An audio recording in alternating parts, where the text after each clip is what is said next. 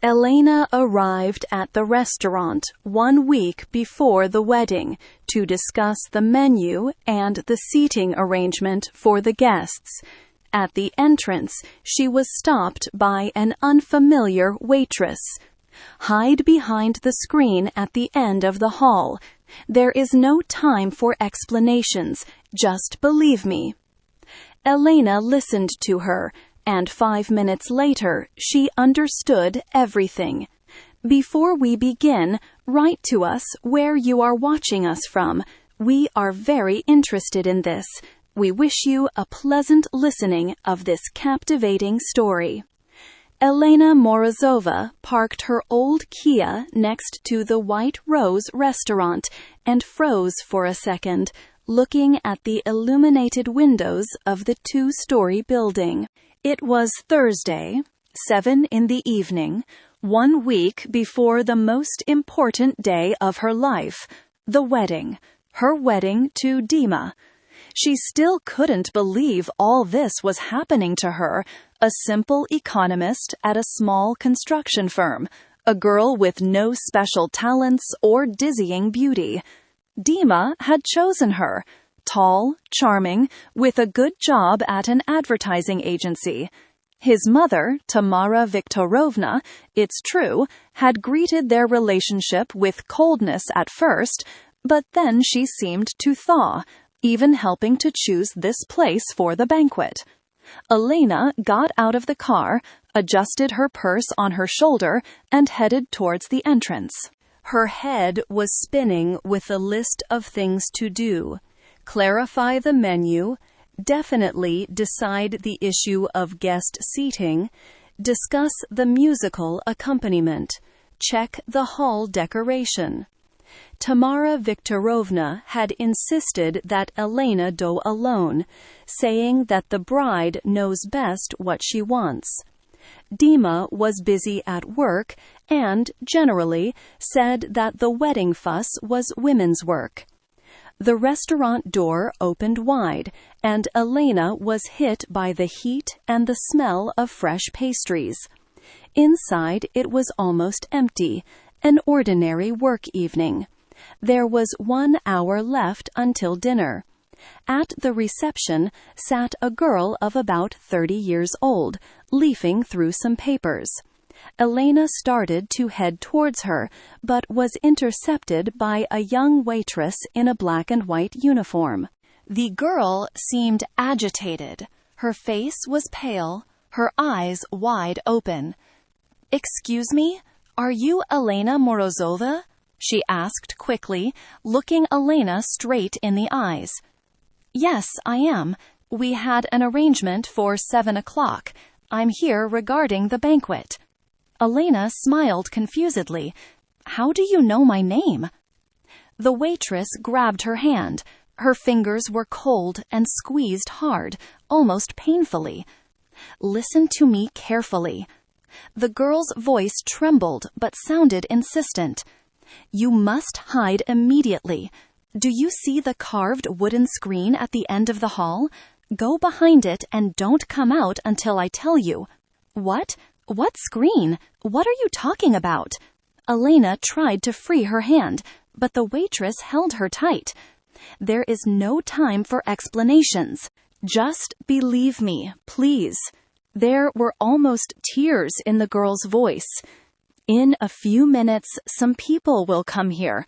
They must not see you. I will explain everything later, I promise. But now, just go there." Elena stood in the middle of the restaurant hall and looked into the desperate eyes of the unknown waitress. The whole situation seemed absurd. A random girl, whom she was seeing for the first time, was asking her to hide immediately. A normal person would have said no and asked for the manager to be called. But something in the waitress's tone, in her look, in that genuine panic, made Elena fall silent. "Please," whispered the girl, "I am not crazy, and I don't want to hurt you. On the contrary, I beg you, just believe me." 5 minutes. Just 5 minutes. Elena nodded slowly. Without knowing why, she listened to her. Maybe intuition worked, maybe just curiosity. The waitress let go of her hand immediately, looked quickly towards the entrance door, and almost pushed Elena towards the hall. Right at the end, behind the screen, there is a small niche. You won't be seen from there, but you will be able to hear everything that happens in the hall. Elena crossed the hall. Her legs seemed to move on their own. Her heart was beating somewhere in her throat. The restaurant was decorated in a classic style. White tablecloths, crystal chandeliers, paintings in gilded frames on the walls. In the far corner, there really stood a tall screen carved from dark wood, decorated with an intricate oriental ornament. Behind it was a small niche with a soft sofa, probably for guests who wanted privacy. Elena sat on the edge of the sofa, clutching her purse on her knees. Her hands were shaking. What was she actually doing? Hiding in her own wedding restaurant from some unknown people? Maybe it's a prank? Her friend, Yekaterina, always organized weird surprises.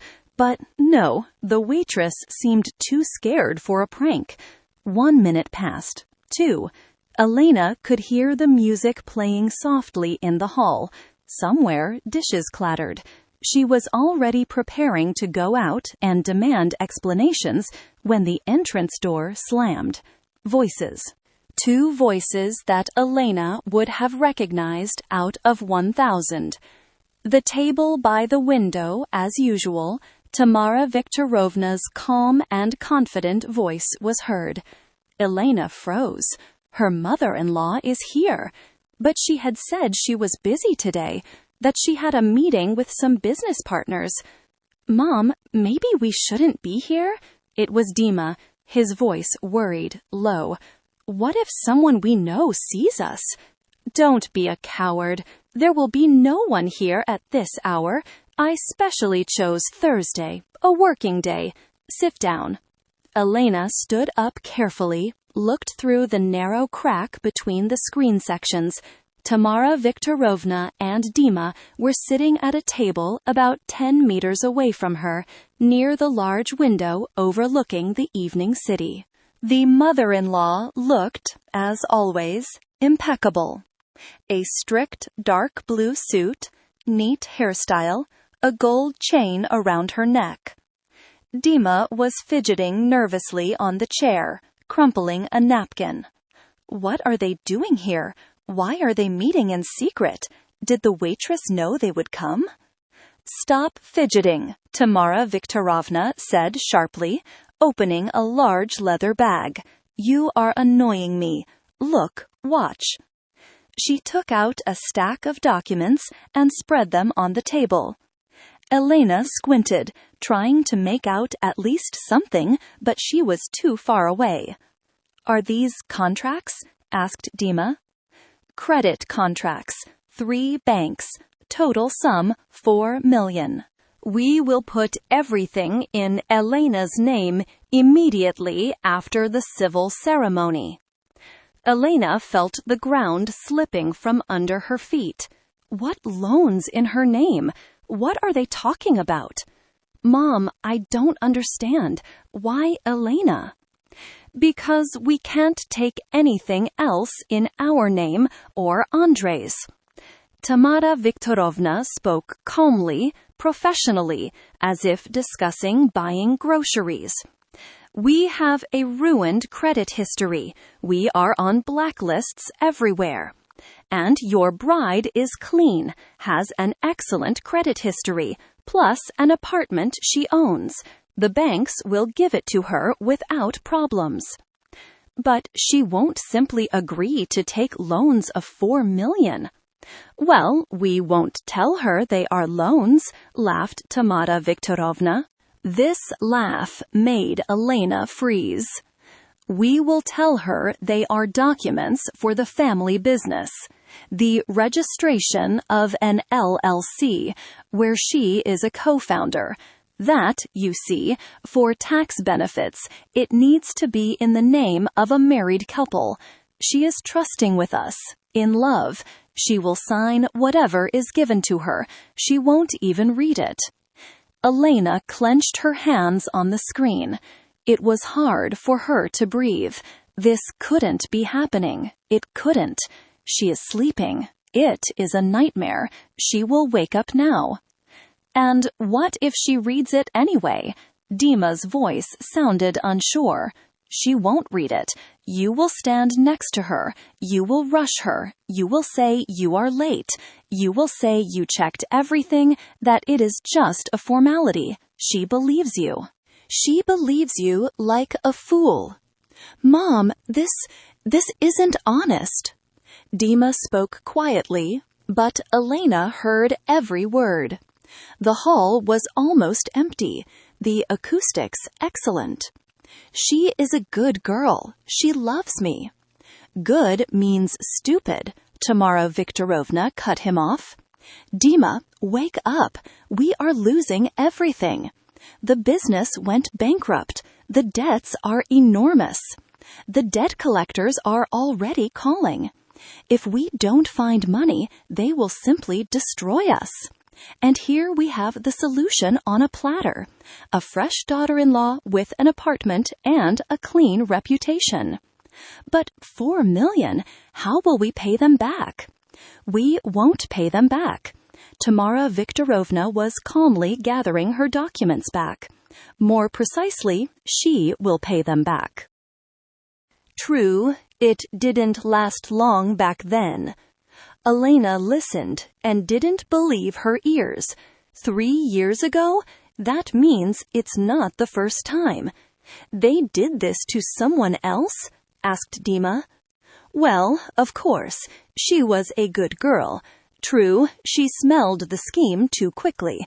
We had to act harsher, but in the end, everything succeeded. She is working somewhere now, paying the loans, and we are alive and healthy. Dima was silent. Elena could see his profile, his clenched jaw, his slumped shoulders. He seemed depressed, but he wasn't protesting. He wasn't indignant. He was simply accepting. Dima, I understand. It is unpleasant for you. Tamara Viktorovna's voice became softer, almost tender. You are a good, conscientious boy, but the world is cruel, son. It's us or them, and it is better for a strange girl to suffer than for my family to end up on the street. You don't want your mother to live in poverty, do you? No, of course not. There, wonderful. It means we do as I said. After the wedding ceremony, we will have 3 days until the flight to the sea. In these 3 days, you will bring her to the notary. She will sign a power of attorney in my name for the management of her assets. You will say it is to arrange joint property, so I can solve legal issues in your absence. Then you will bring her to the bank. There she will sign the credit contracts. I will be with you. I will control everything. And what if she finds out later? She will sue us. What for? Tamara Viktorovna sneered. The documents are signed by her hand. The notary will certify that she was of sound mind and sober. No threats, no coercion. Simply a stupid girl trusted her husband and mother-in-law. It happens. Besides, when she understands what's what, you will already be divorced, and I will be completely out of it. Prove anything in this situation. Elena listened to this discussion and felt everything slowly freezing inside her. There were no tears, no hysteria, just a void of ice spreading through her veins. The man she loved, to whom she was preparing to give her life, who kissed her and whispered how dear she was to him, this man sat opposite his mother and discussed how to cheat her, rob her, leave her with millions in debt. Mom, but what if she suspects something anyway? She isn't exactly stupid. She works as an economist. She deals with numbers. You will confuse her, Tamara Viktorovna said harshly. That is exactly why I insisted on the honeymoon in Turkey. 2 weeks on the beach, all-inclusive, romance, champagne. While she is swimming in happiness and hormones, all documents will already come into force. And when you return, I will have already received the money from the banks. I will transfer it to offshore accounts, and even if she understands something, it will be too late. I feel sorry for her, Dima said quietly. Elena flinched. Pity. He feels sorry for her like for a stray kitten in the rain, but not sorry enough not to betray her. Pity. Tamara Viktorovna leaned back in her chair. Dima, listen to me carefully. Your father left us a business that I tried to save for 10 years. For 10 years, I invested all my strength, all the money, all connections, and it still went bankrupt. Crisis, competitors, partners, traitors. Now we have a debt of 14 million. 14. These 4 of Elena's are a drop in the ocean. But they will allow us to buy time, to regroup, maybe to find new investors, or maybe simply to declare bankruptcy and lose absolutely everything. Apartments, cars, the last remnants of reputation. She shook her head. No, I will not give up. I will find a way to surface, and for that, money is needed. Any money, even if for that I have to destroy someone's life. Destroy? You are being dramatic, Tamara Viktorovna sneered. She is young, healthy, she works. She will pay the loans in a few years, find another husband, she will survive. But you and I and Andrei will not survive. The debt collectors don't talk, son. They already came once, threw a brick through the window. Next time they might maim us. Dima fell silent again. Elena watched him through the crack of the screen and didn't recognize where that charming boy was who courted her for half a year, who brought her flowers, kissed her hands, said she was the meaning of his life. Was it all a lie from the very beginning? Fine, said Dima finally. I will do as you say. But, Mom, promise me that never again. This is the last time. Of course, son. Tamara Viktorovna smiled gently, stroked his hand. The last time. We will get the money, cover the most urgent debts, and everything will be settled. I promise. She stood up, took the bag with documents. Let's go. The manager said your fiancé should arrive at 7 o'clock. I don't want her to see us here. Did you discuss everything? Yes. Dima stood up, put his hands in his pockets. Everything is clear. They headed for the exit. Elena stood behind the screen, unable to move. She heard the door slam, heard the hall become quiet again, just the muted music and her own heartbeat echoing in her temples. A few seconds later, that waitress appeared. She looked behind the screen, sat down next to Elena on the sofa. Did you hear everything? She asked quietly. Elena nodded slowly. Her throat was clenched, but the tears hadn't appeared yet. Just that strange, icy void. I knew they would come today. The waitress spoke quickly, jerkily. Tamara Viktorovna is a loyal client. I studied her schedule. She always comes here to discuss her dirty business. She thinks it is safe here. When I saw your name on the reservation list at 7 in the evening, and then found out that Rybakova reserved a table at 6, I understood I had to act. How do you know all this? Elena could barely move her tongue.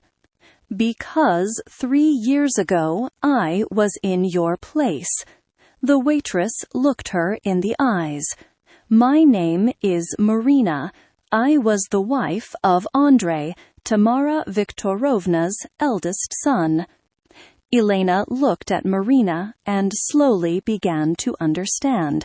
That story Tamara Viktorovna had told Dima with such cold blood.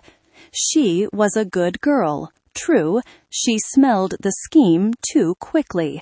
This was her, this skinny waitress, with tired eyes and nervous fingers. You are that one? Whispered Elena.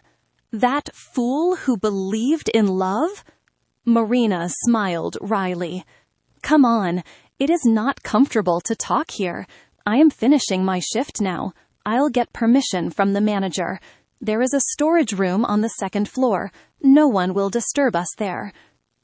Elena stood up obediently and followed Marina. Her legs moved automatically. There was fog in her head. They went up the narrow service stairs to the 2nd floor, past the kitchen, from where sounds and smells of food came, turned into a corridor. Marina opened the door of a small room, probably the staff restroom. An old sofa, a table, a few chairs, a kettle on the windowsill. Sit down. Marina closed the door, poured water from the dispenser into a plastic cup, handed it to Elena. Drink. You are white as a sheet. Elena took the cup with trembling hands, took a few sips. The water was cold. It cut her throat unpleasantly, but it cleared her mind a little. Marina sat opposite, on a worn chair, put her hands on her knees. I know what you feel now, she said quietly. The feeling that the ground has run from under your feet, that everything you believed in turned out to be a lie, that you are an idiot who was led by the nose. How did this happen to you? Elena put the cup on the table, clenched her hands into fists to stop the trembling. Marina leaned back in the chair, looked out the window. Beyond the glass, the November twilight was falling. Streetlights were turning on. 3.5 years ago, I was working as an assistant accountant at a small firm.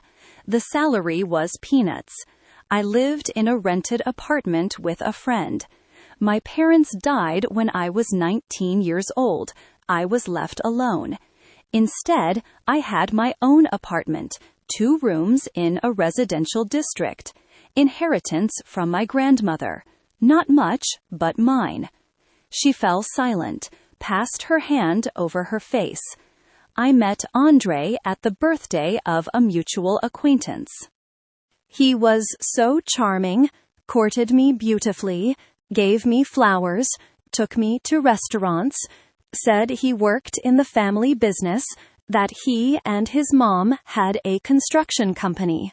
4 months later, he asked for my hand. I was in 9th heaven. I am 23 years old, in love like a fool, and here a successful man with a good car asks me to be his wife. I thought it was fate. Elena listened and saw in this story her reflection. She met Dima 8 months ago at the corporate party of some mutual acquaintances, just as handsome, courteous, attentive.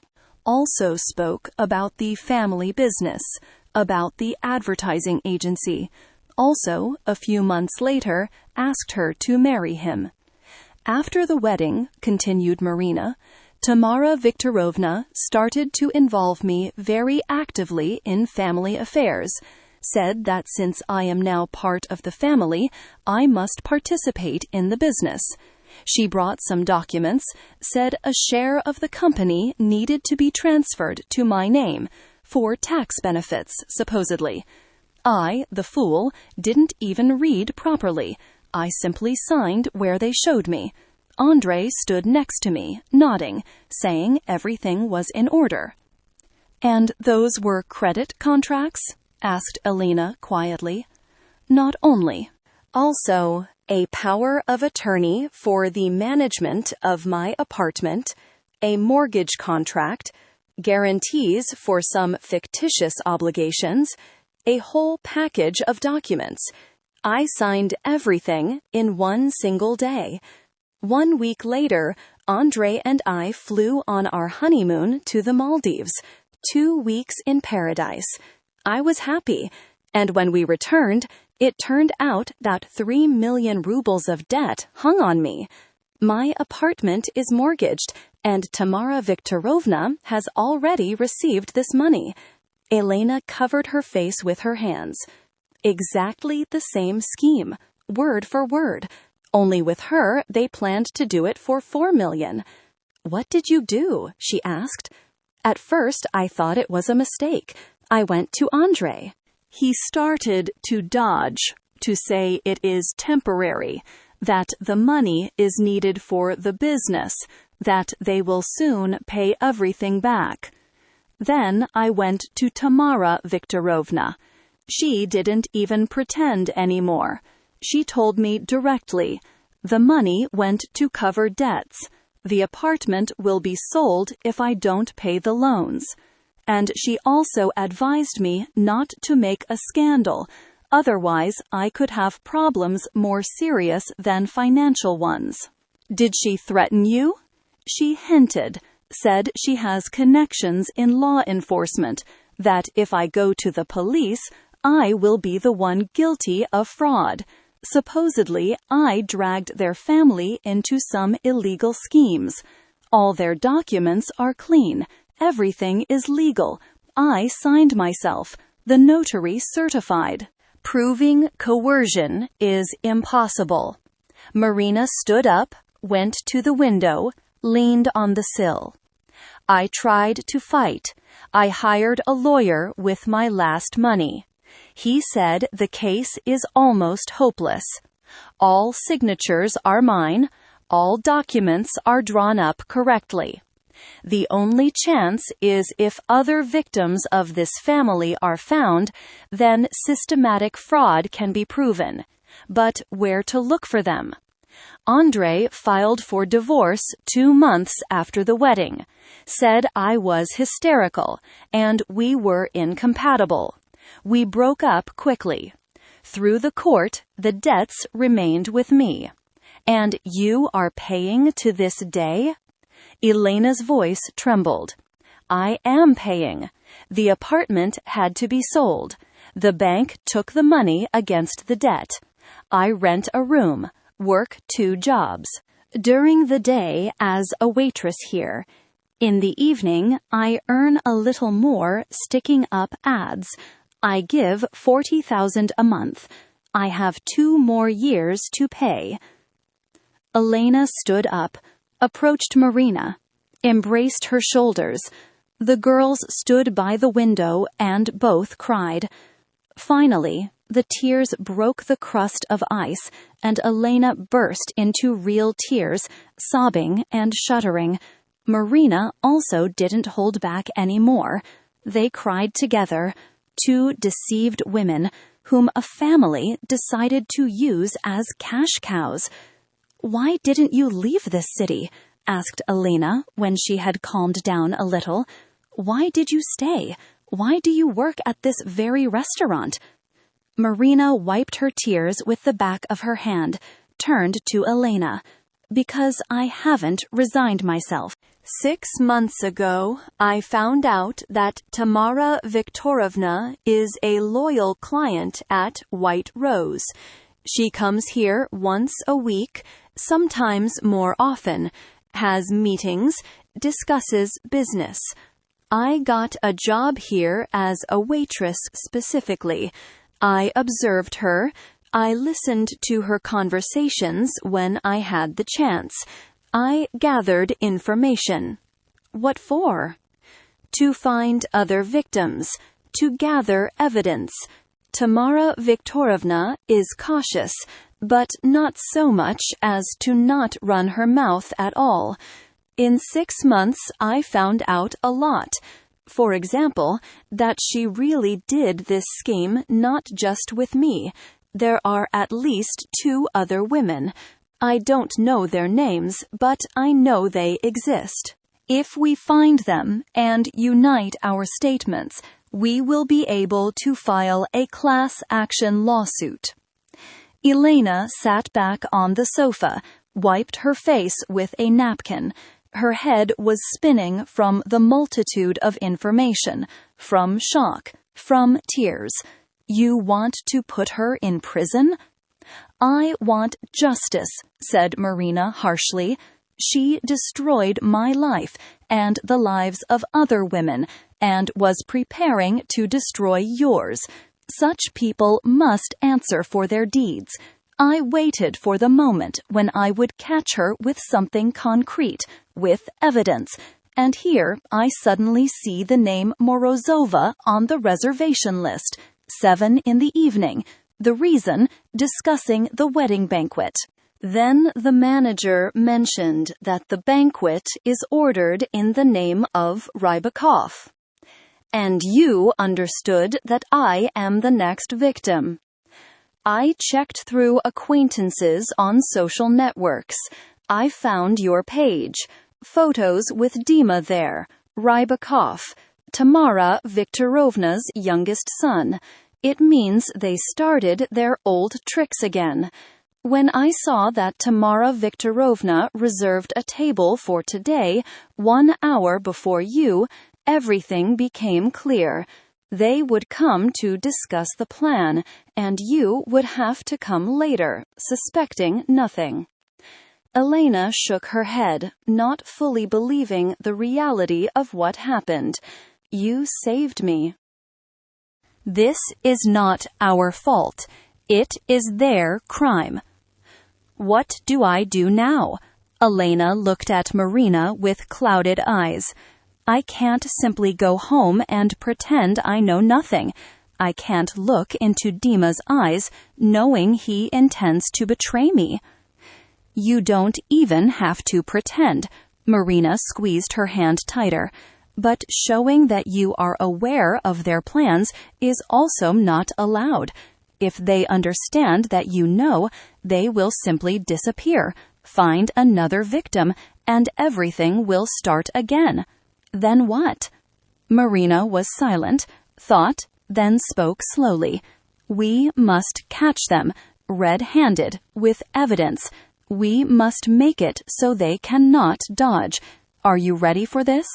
Elena raised her head, looked into Marina's eyes. Through tears, through pain, through shock, something else was breaking through. Anger. A cold, hard anger. I am ready, she said. Tell me what needs to be done. Marina nodded, took out her phone. First of all, a lawyer is needed. A good lawyer, specialized in fraud. I have the contacts of the one who helped me 3 years ago. He is honest, experienced. We will explain the situation to him. He will tell us how to act from a legal point of view. Okay. Secondly, we need to go to the police, but not simply go to complain. Evidence is needed. Today's discussion between Tamara Viktorovna and Dima is already something, but it wasn't recorded. They need to repeat their intentions in front of witnesses or on a recording. How do we do that? You must continue to play the role of the unsuspecting bride. Meet with Dima. Talk about the wedding. Be happy. And when Tamara Viktorovna or Dima start shoving documents under your nose, you will have to record this moment on your phone, on a voice recorder, however it may be. The important thing is to fix the fact that they propose you sign papers under a false pretext. Elena nodded, absorbing every word. And thirdly, Marina paused, we must find other victims. If we unite our statements, the case will be much stronger. I know such women exist. Tamara Viktorovna let slip a word somehow in conversation that the scheme has been working for 5 years already. It means that besides me, there is at least 1 or 2 more. How do we look for them? Through the courts. Andrei and Dima's divorce cases are public information. We can request through the lawyer, see if they had other marriages that ended quickly, find these women and talk to them. Elena stood up, walked around the room. There was still fog in her head, but a plan was beginning to take shape through it. A clear, coherent plan. When is the wedding? Asked Marina. 1 week from now? Next Saturday? It means we have 1 week to prepare everything. It is little, but we will have to manage. The important thing is not to give yourself away. Dima must suspect nothing. I will handle it, said Elena, quietly but firmly. I will play the role of the trusting fool, so he will never guess. Marina smiled for the first time in the whole conversation. You are strong. That is good. You will need all your strength. They exchanged phone numbers. Marina dictated the lawyer's contacts, noted the address of his office. They agreed to meet tomorrow evening to discuss details. Are you going home now? Asked Marina. To Dima. I've been living with him for the last 2 months. I moved almost everything to his place. Will you be able to keep your cool? Elena sighed deeply, wiped her last tears, took the mirror out of her purse, touched up her lips, fixed her hair. A pale face with red eyes was reflected in the mirror, but the gaze was firm. I will be able to, she said. I have no other choice. They went down the service stairs.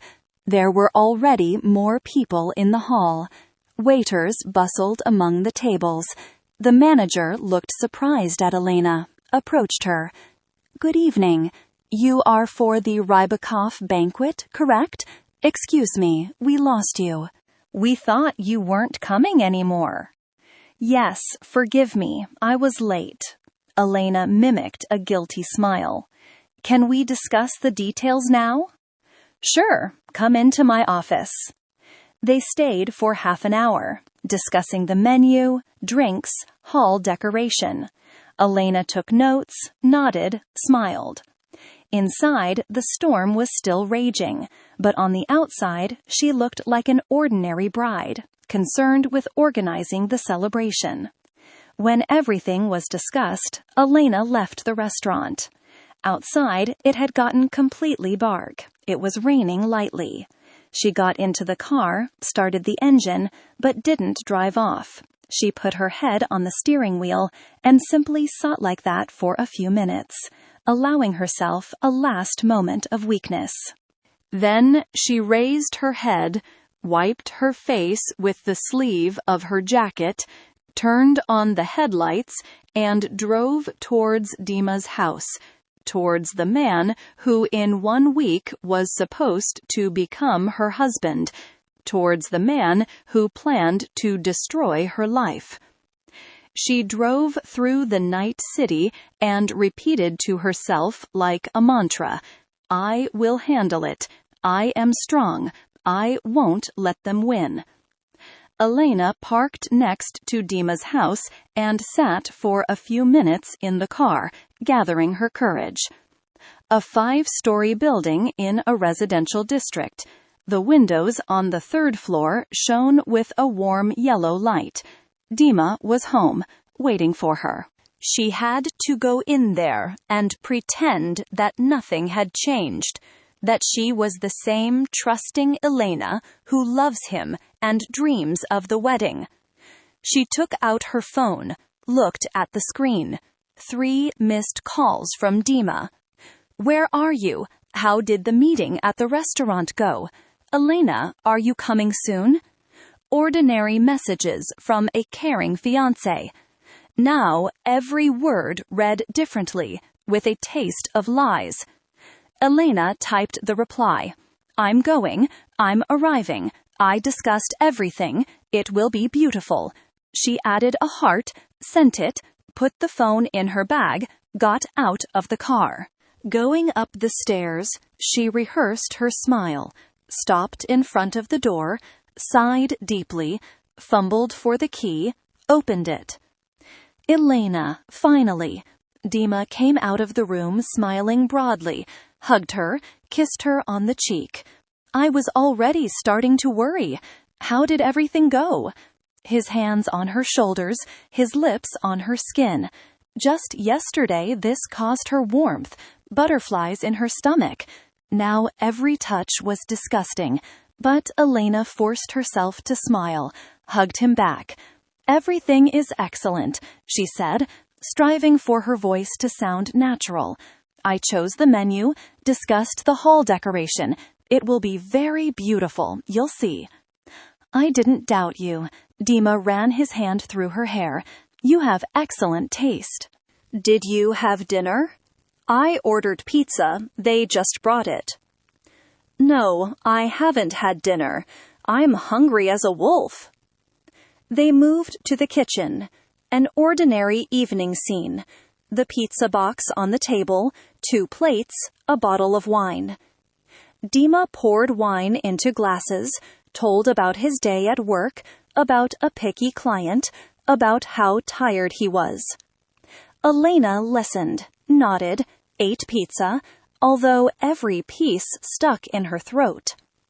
"Mom called today," Dima said in passing, pouring her a little more wine. "She was asking about the wedding. She worries a lot that everything turns out well."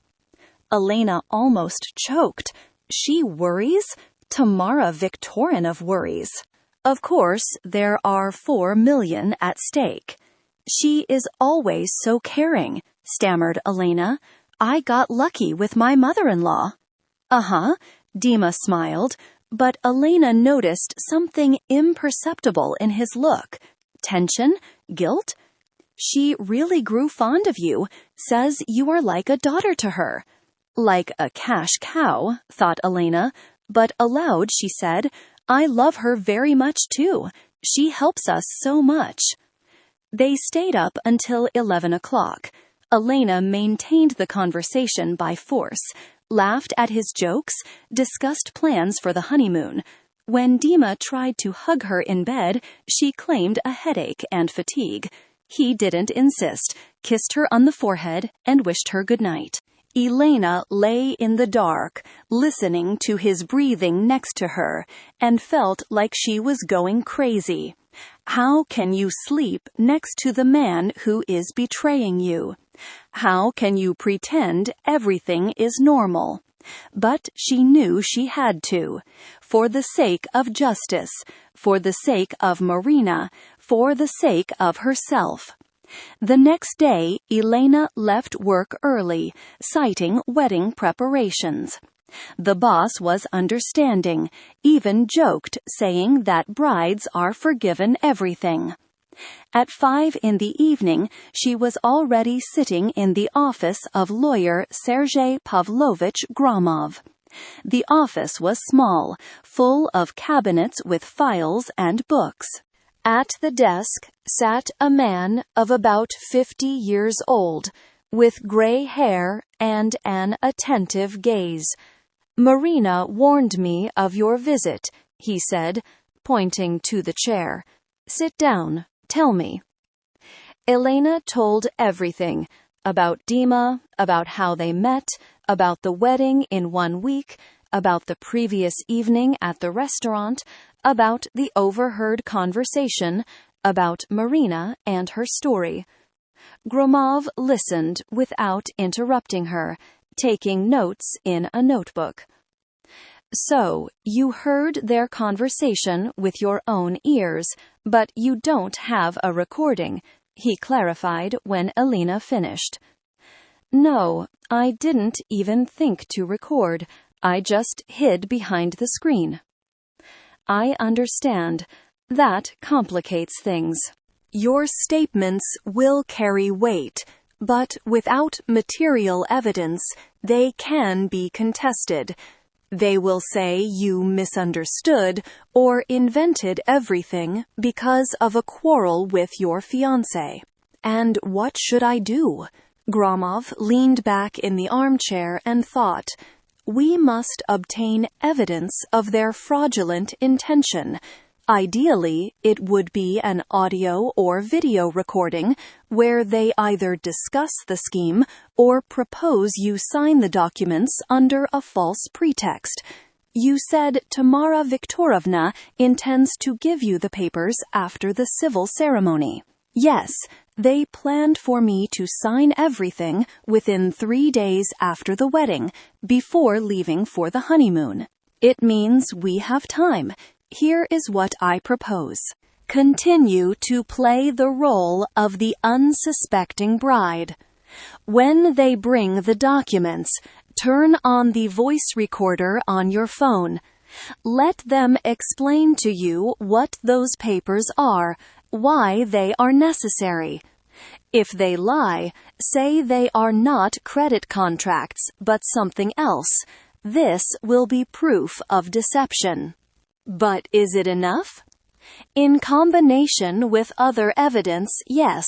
Plus, we must check the divorce files of Tamara Viktorovna's sons. I will make requests to the courts, obtain information. If disputes about debts, about the division of assets through weird schemes appear there, that will also work in our favor. Elena nodded, assimilating the information. And most importantly, continued Gromov, we must find other victims. Marina is the first. You are the potential second, but they haven't cheated you yet, so your case is preventive. We need real victims. If we find at least one more woman who suffered because of this family, we will be able to file a collective complaint to the police.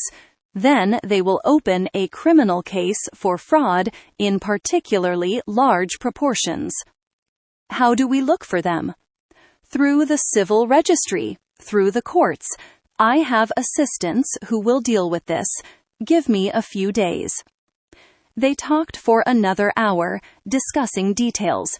Gromov explained to her what specific phrases she must try to record, how to behave so as not to arouse suspicion. When Elena was leaving, he said, "You are a very brave girl. Not everyone is capable of such a thing. Hang in there. We will catch them." The next day, Elena met with Marina in a small cafe at the edge of the city. The girls sat in a far corner, speaking in whispers. "Gromov called me this morning," Marina said. "His assistant has already started the checks. They found some interesting information." "What kind of information?" "Andrei had 2 marriages. One lasted 2 months. The divorce was 3.5 years ago. That's me. But it turns out that, 1 year before me, there was another marriage. It lasted only 4 months. A woman named Olga Svetlova. After the divorce, she filed a lawsuit to declare the transactions void, but she lost." Elena straightened her back. "That means she is a victim too." "It seems so." Gromov already found her contact details. She lives in the neighboring district, works as a saleswoman in a clothing store. I want to meet her, to talk. Maybe she will agree to testify. I'm going with you, Elena said firmly. Are you sure? It might be hard to listen to someone else's pain that resembles yours so much. I am sure.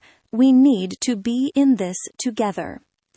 The following evening, the three of them sat in the same cafe.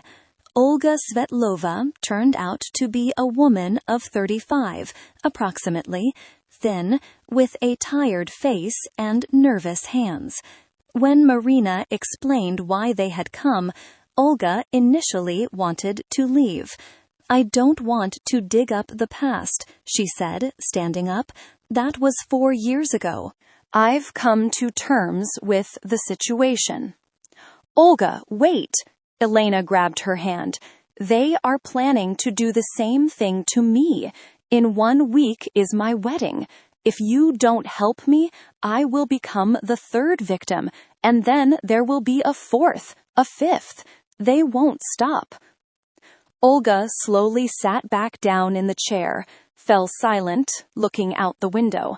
Then she asked quietly, "What do you want from me?" "Tell your story. Testify. Help us stop them." Olga covered her face with her hands. Her shoulders began to tremble. Marina hugged her. They sat like that for a few minutes. Then Olga began to speak. Her story was almost a carbon copy of Marina's story. Meeting Andrei, the quick wedding, documents for the family business, the honeymoon, the return, and the discovery of debts totaling $2.5 million. Divorce after 4 months. Loss of the apartment. Years of payments. I tried to fight, Olga said through tears. I sued them, tried to prove they scammed me, but they had all their paperwork in order. Good lawyers, connections. The judge ruled against me. I lost my last money on legal fees, but now it's different, said Marina. There are already 3 of us, 3 women, 3 identical stories. This isn't a coincidence. It's a system. Gromov says that with 3 injured parties, the case is much stronger. Do you really think we can put them in prison? Olga wiped her tears. We don't just think so. We will do it, Elena said firmly. Olga wiped her tears and straightened up. All right, I'm with you. Tell me what I need to do. The following days flew by in feverish preparation. Gromov was drawing up the documents, assembling the file. Marina and Olga reconstructed all the details of their stories, searching for old papers. And Elena continued to live a double life. By day, she was a happy bride. She met with Dima, discussed the final preparations, tried on dresses, had dinner with his mother, who smiled sweetly and talked about how glad she was for the family to grow. Elena looked Tamara Viktorovna in the eye and smiled back, even though inside everything was boiling with rage. In the evening, when Dima fell asleep, she wrote messages to Marina and Gromov, planning the next steps. She recorded everything Dima and his mother said on her phone, any mention of documents, of the important papers for after the wedding. 3 days before the wedding, Tamara Viktorovna stopped by, brought a cake, and sat in the kitchen to drink tea. Dima was in the shower. They were left alone. Elena, dear. Tamara Viktorovna placed her hand over Elena's. I want to talk to you about an important matter. Elena became vigilant and turned on the voice recorder in her robe pocket. I'm listening. You see, the boys and I have a family business, a small firm, but it brings in income. After the wedding, you will become part of our family. and I want to transfer a share to your name. This will be your financial safety net, a share in the business." Elena feigned surprise and joy. "That is so generous of you." "Oh, what are you saying, my dear? Family must be united." "Look, I've already prepared the documents." Tamara Viktorovna pulled a folder from her bag. "It's just a few papers. You'll have to sign after the ceremony, when you have time, preferably before leaving for the honeymoon, so everything comes into effect." "But what kind of documents are they?" Elena took the folder and opened it. Inside were about 20 sheets with fine print. "Oh, it's legal terminology. Don't worry your head about it." Tamara Viktorovna waved her hand. "Dima checked everything. Everything is in order. Simply the registration of a founder share. Your signature and the notary's stamp are needed. Dima and I will go with you. We'll sort it all out in one day." Elena flipped through the papers, pretending to read. In reality, she was photographing every page with the phone she held under the table. "There are many unclear words here," she said, pretending to be confused. "Collateral, guarantee. That is mandatory for a founder. Of course, honey, it's a standard procedure. When you enter an LLC, you must give guarantees that you are solvent. It's just a formality for the tax office." "But what does my apartment have to do with it?" Tamara Viktorovna froze for a second, but immediately relaxed into a wide smile. "The apartment is your asset. You show the state that you have property, which means you are a trustworthy partner. It's nothing serious, just a piece of paper." Elena nodded and closed the folder. "All right, I will sign if Dima says everything is in order." "Look what a smart girl." Tamara Viktorovna patted her hand gently. "I knew you were a reasonable girl." When her mother-in-law left, Elena locked herself in the bathroom, took out her phone, the photos of the documents, the recording of the conversation, and sent everything to Gromov. Half an hour later, he called her back. "Elena, this is pure gold." The lawyer's voice sounded enthusiastic. "Here are credit contracts for $3,800,000, the mortgage on your apartment, a guarantee for the debts of a non-existent firm for another $1 million, plus the recording where she clearly lies to you about the content of the documents. This is direct evidence of intent to defraud." "What's next?" "Next, we go to the police. Tomorrow morning, me, you, Marina, Olga, we file a collective complaint. 3 victims, 1 potential one, a pile of evidence. They are obligated to open a case." "But the wedding?" "What wedding, Elena? You surely don't intend to marry this man?" Elena was silent. Of course not. Of course she wouldn't marry Dima. But a part of her, that part which still remembered falling in love, which still clung to the illusion of happiness, tightened painfully at the thought of canceling the wedding. "No," she said quietly, "I don't intend to." "Then tomorrow at 9 in the morning, I expect you at my office. From there, we go to the police all together." Elena hung up the phone and looked in the mirror. Pale face, dark circles under her eyes, tight lips. She almost didn't recognize herself. 1 week ago, she was an ordinary girl dreaming of a wedding, and now she is a participant in an operation to patch scammers. Life had turned upside down in a few days, but there was no way back. She had gone too far. Dima was sleeping heavily next to her, sprawled over half the bed. She got up quietly, got dressed, wrote a note, and left for a friend's place. Final wedding preparations. Love you. She put the note on the table and left the apartment. In Gramov's office, Marina and Olga were already there. The girls looked emotional but determined. The lawyer spread all the documents on the table. The statements, photos of the papers, audio recordings, court extracts regarding the divorces. "It is a serious case," he said. "We have everything we need. Victims, evidence, the scheme of the crime. The police are obligated to open a criminal case." They went to the station all together. The investigator, a woman of about 40 with a tired face, listened to them, examined the documents, asked questions, and took notes. After 2 hours, she leaned back in her chair. "The situation is indeed serious," she said. "The signs of fraud committed by an organized group with prior agreement are evident.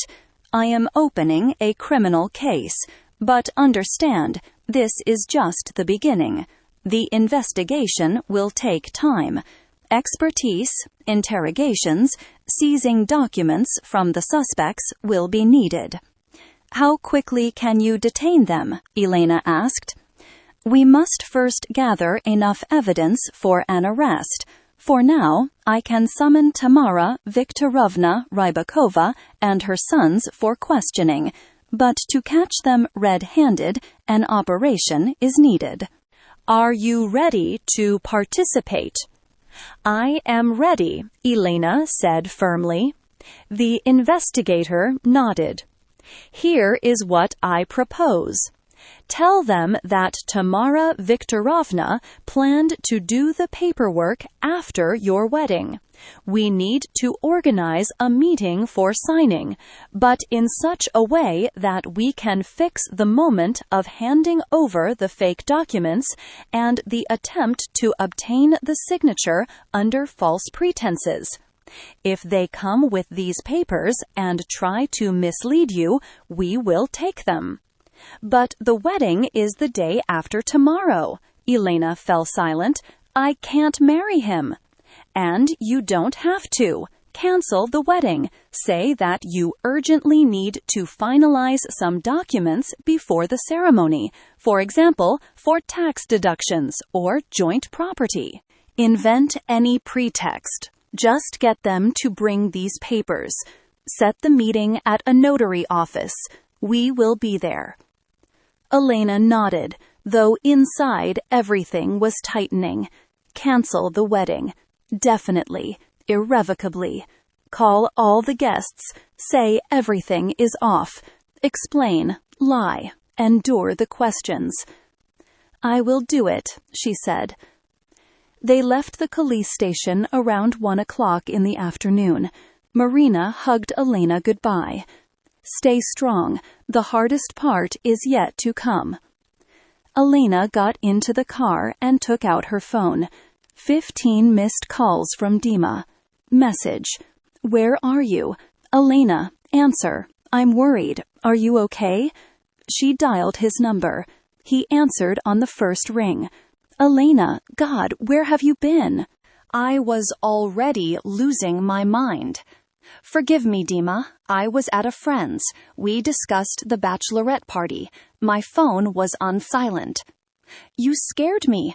"All right. The important thing is you're okay. When are you coming home?"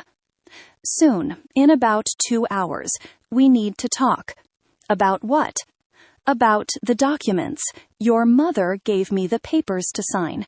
I want to finalize everything before the wedding, so we don't get distracted later." "But Mom said it's better after the ceremony." "No, I want it now. I'll be calmer this way." "Let's go to the notary tomorrow morning, sign everything, and be done with it, so on the wedding day we don't think about anything."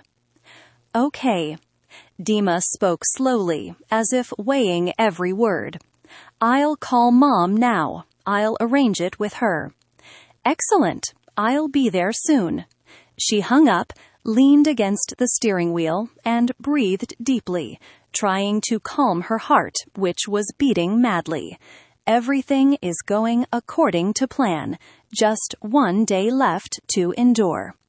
Friday evening, the three of them sat in the kitchen, Elena, Dima, and Tamara Viktorovna. The mother-in-law came with the same folder of documents. "Well, daughter-in-law, you decided not to drag it out?" Tamara Viktorovna was smiling, but her gaze was wary. "Correct. I already arranged with the notary for tomorrow at 10 in the morning. We go, finalize everything quickly, and you are free." "What notary?" asked Elena, making an innocent face. "Aleftina Sergeyevna. We have worked with her for a long time. A trustworthy woman, she will do everything properly." "But can we go to someone else?" Elena spoke cautiously. "I just have an acquaintance who is a notary, Marina Lovna. I trust her. She will explain everything to me in detail." Tamara Viktorovna frowned. "Why go to another one? Aleftina Sergeyevna is an excellent specialist." "But I will be calmer with Marina Lovna. She told me everything about documents when I registered my apartment." "Please," Dima intervened. "Mom, what difference does it make if it's more comfortable for Elena that way?" Tamara Viktorovna was silent, then nodded. "Fine, let it be your Marina Lvovna. Give me the address." Elena dictated the address of the notary office the investigator had named. Everything was already prepared there. Operatives, hidden cameras, voice recorders. "Tomorrow at 10 we will be there." Tamara Viktorovna gathered the documents. "Done. I'm leaving. You need to rest before tomorrow. The day after tomorrow is the wedding." After the mother-in-law left, Dima hugged Elena. "You're a bit tense. Are you nervous?" "A little." Elena pressed against him and closed her eyes. Just so much has piled up. The wedding, the documents, the emotions. "Everything will be fine." Dima stroked her hair. "Tomorrow we finalize everything, and the day after tomorrow we become husband and wife and fly to Turkey. And for 2 weeks we will enjoy only the sea and each other." Elena didn't answer anything. She was thinking about the fact that tomorrow his mother would be arrested, and possibly him too, and there would be no turkey, there would be no wedding, there would be nothing of what she had dreamed. She hardly slept that night. She lay next to Dima, staring into the darkness and thinking. A part of her still didn't believe all this was really happening, that tomorrow she would go to the notary office not to sign papers, but to hand over to the police the people she was supposed to consider family. Saturday morning started as usual. Breakfast, preparations, the drive. Dima was calm, even cheerful, joking that after tomorrow's wedding they would be a real family. Elena nodded in approval, smiled. Inside, everything was tied in a tight knot. They arrived at the notary office at 10 minutes to 10. Tamara Viktorovna was already waiting at the entrance with the same leather bag and the folder of documents. "Well, ready?" She smiled, but Elena noticed how her eyes darted rapidly, assessing the situation. "Ready?" said Dima. They entered the building, went up to the second floor. In the reception area, the secretary met them. "Rybakova, please go into office 3. They entered a spacious room. At the table sat the notary, an older woman with glasses. In fact, it was the real notary, Marina Lovna, who had agreed to help the police. In the adjacent room, behind the mirror wall, stood the operatives and the investigator. "Hello," the notary nodded. "Take a seat." "What documents are we finalizing?" Tamara Viktorovna put the folder on the table. "Look, signatures need to be authenticated on the documents for entering as a founder in the LLC. All right, let me take a look." The notary took the documents, began to flip through them slowly. She frowned, noted something with a pencil. "I apologize, but here are not just incorporation documents. Here are credit contracts and a real estate mortgage contract." "Well, yes, all that is for the registration of the share in the company," Tamara Viktorovna said quickly. "Standard procedure." "It's not exactly standard." The notary looked at Elena. "Do you understand what you are signing?" Elena made a confused face. "I thought they were just papers for the business. Tamara Viktorovna said she is finalizing a share for me in the family company." "It's not just a share." The notary put the documents on the table. "These are credit contracts for 3,800,000 rubles. Your apartment goes into collateral. Plus, you become a guarantor for the debts of a certain LLC Stroya in the amount of 1,000,000 rubles. Silence fell. Tamara Viktorovna went white in the face. Dima made an attempt to stand up, but froze. This is a misunderstanding," the mother-in-law began. "It's just complicated legal terminology there." "No misunderstanding." The notary stood up. "I cannot authenticate these documents because the attempt to mislead is evident. The young lady clearly does not understand what she is signing." At that moment, the door from the adjacent room opened. 2 men in uniform and the investigator entered. "Tamara Viktorovna Rybakova, Dima Andreevich Rybakov. You are detained under suspicion of fraud," said the oldest of the operatives. Tamara Viktorovna's face twisted. What? What kind of fraud? This is a clean transaction." "A transaction through which you tried to deceive your son's fiancé, forcing her to sign credit contracts under the pretext of incorporation documents." The investigator put the voice recorder on the table. "We have the recording of your conversation from the restaurant with your son, where you discuss the scheme. We have the statements of 2 women who have already suffered from your actions. We have the expertise of the documents, and we have today's attempt, captured on camera." Tamara Viktorovna slowly sank into the chair. Dima stood white as a sheet, unable to move. "It's her." The mother-in-law pointed a finger at Elena. "She staged everything. Provocation."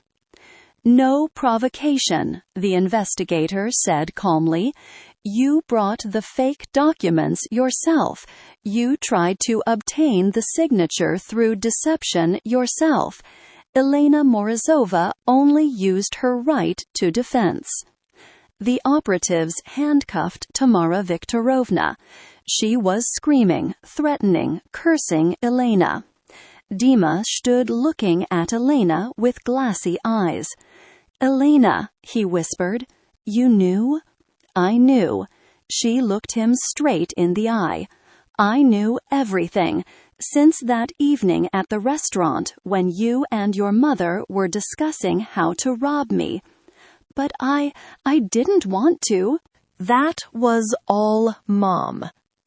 You knew and you stayed silent. You sat opposite her and nodded when she explained the scheme to you. You intended to marry me, use me, rob me, and leave me. You chose her, her money, her plan. You didn't choose me.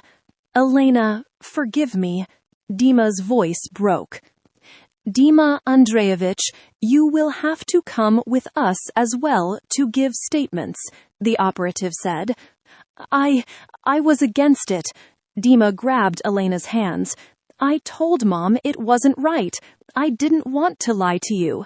But you lied to me. Elena freed her hands. Every day, every hour. You kissed me and planned the betrayal.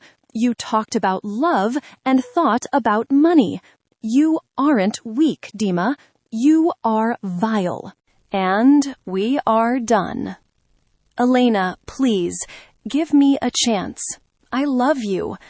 If you loved me, you wouldn't sit in a restaurant discussing how to rob me.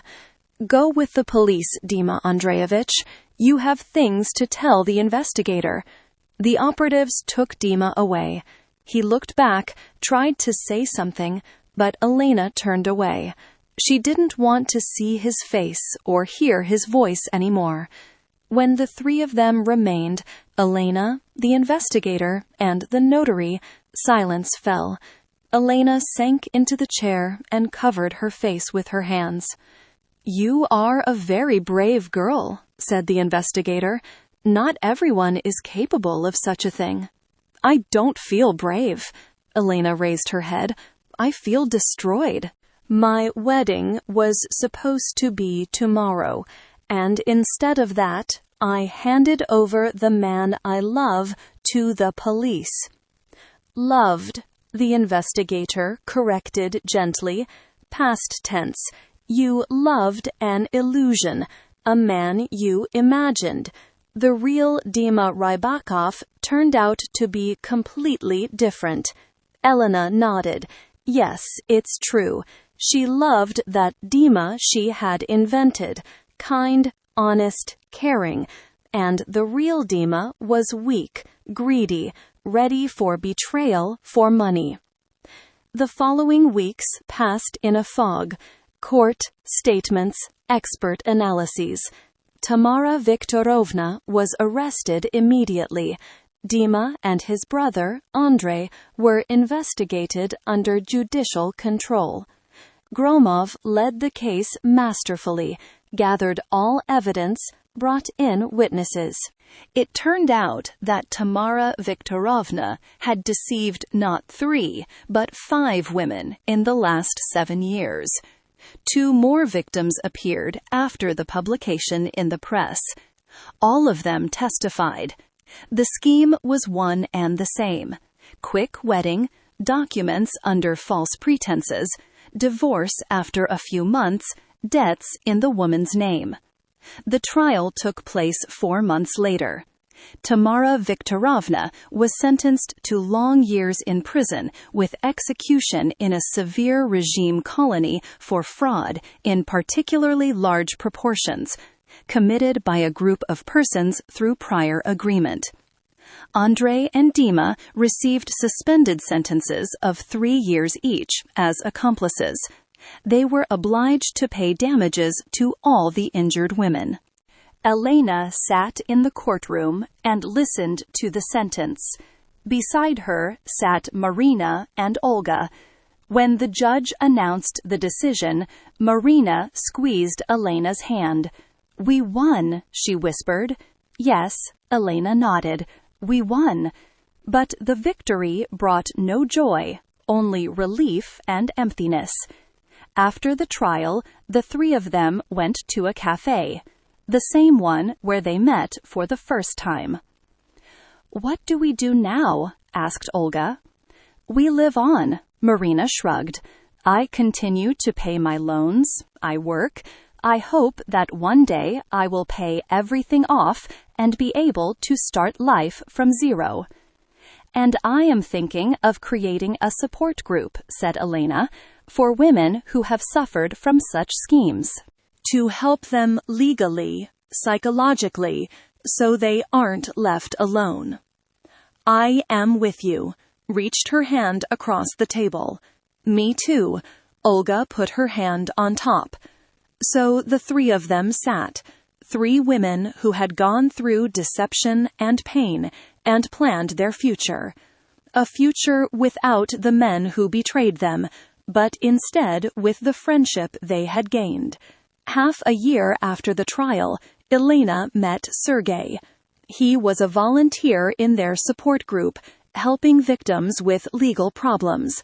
35 years old, a lawyer in a large company, divorced, raising a daughter. Calm, trustworthy, honest. They started dating slowly, cautiously, without haste. Elena was no longer in a hurry. She had learned to appreciate not words, but deeds, not promises, but actions. 1 year later, on the anniversary of the day Marina saved her in the restaurant, the three of them met again, this time at the White Rose. They sat at the same table by the window where Tamara Viktorovna once discussed her dirty plans. To us, Marina raised her glass, for the fact that we survived, for not breaking, for finding the strength to fight. To justice, added Olga. To friendship, Elena clinked glasses with them, for the fact that even in the most terrible thing you can find something good. I lost my fiancé and my illusions, but I found you, and that is more precious than any wedding.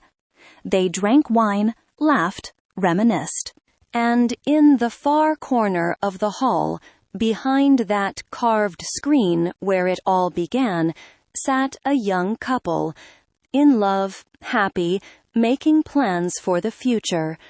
Elena looked at them and smiled. Life goes on. People continue to love, to believe, to dream, and that is right. The important thing is not to lose vigilance, not to forget that behind beautiful words, dirty intentions can hide, that love must be confirmed by deeds, not by promises. She took out her phone, looked at the message from Sergei. How is the meeting? Waiting for you at home. I prepared dinner. A simple, ordinary message, but in it was care, real, unfeigned. Elena replied, arriving soon. Thank you for existing. And for the first time in a long time, she felt that everything would be fine. Not immediately, not quickly, but it would be. Because she had learned to distinguish truth from fake, love from manipulation, and she would never allow herself to be deceived again. The story has ended. A new story was just beginning. Thank you for listening to the narration. Write in the comments what you think. If you liked it, subscribe to the channel.